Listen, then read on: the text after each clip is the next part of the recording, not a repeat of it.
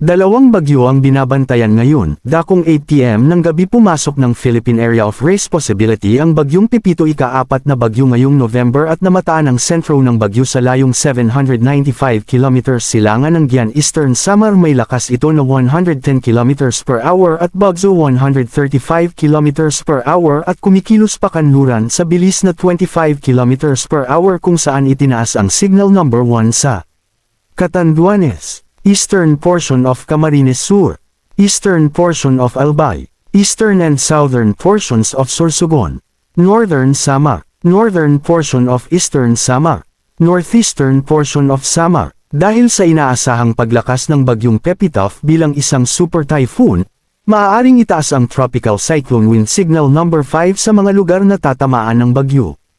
Kumilos si Pepito pakanluran dahil sa high pressure area sa timog ng Japan na nag-aapekto sa kanyang direksyon. Inaasahan na liliko ito pakanluran hilagang kanluran o pahilagang kanluran sa susunod na 24 na oras, papalapit sa Eastern Visayas at Bicol Region. Ayon sa kasalukuyang track, posibleng maglandfall si Pepito sa silangang baybayin ng Central Luzon sa weekend, maaaring sa 16 o 17 ng Nobyembre.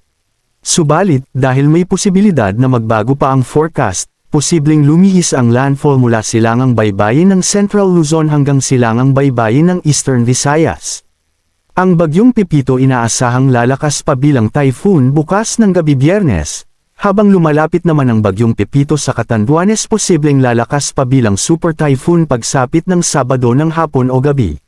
Dahil sa interaksyon sa lupa, posibleng hamina muli ito ang bagyo Mang Pepito bago lumabas ng PAR region pagsapit ng Lunes, ika-18 ng Nobyembre.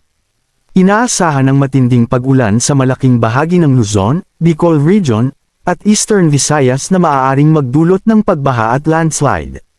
Asahan ang malalakas na hangin lalo na sa mga lugar na malapit sa forecast track, partikular na sa mga lugar na posibleng landfall. Samantala hinahagupit pa rin nagbagyong Ophel ang extreme northern Luzon. Naglandfall ang bagyo sa Bagao, Cagayan dakong 1:00 ng hapon kahapon, mula sa pagiging super typhoon hamina ito, huling namataan ngayon sa layong 100 kilometro sa Calayan, Cagayan at may lakas 120 km per hour at bagyo na aabot 150 km per hour patungong north-northwest sa bilis na 20 km per hour, nakataas pa rin ang signal 1, 2, 3 sa iba't ibang bahagi ng extreme northern Luzon.